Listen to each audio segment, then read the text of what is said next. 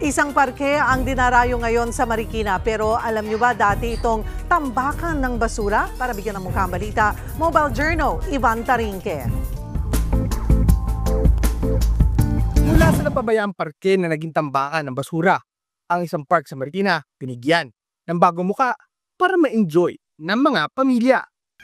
Dati, maputik at madubi dito. Pero ngayon, preskong simoy ng hangin, mayayabong na puno at malinis na kapaligiran ang sumasalubong sa amin sa bagong ayos na East Division Park. May palaruan pa para sa mga bata.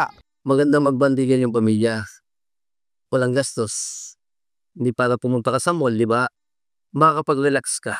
Mayroon ding mga exercise machines. Si Aling Jeng, maaga pa lang, gamit-gamit na ang mga makinang ito. Ngayon kasi may mga exercise equipment, rest ka, gusto muni-muni, dito ka lang. Solar-powered ang mga ilaw na nagliliwanag paggabi. Perfect para sa mga family picnic, morning exercise, o kahit simpleng muni-muni lang. Ang isipin natin, yung kalinisan pa rin ng ating park. Libre naman yan eh.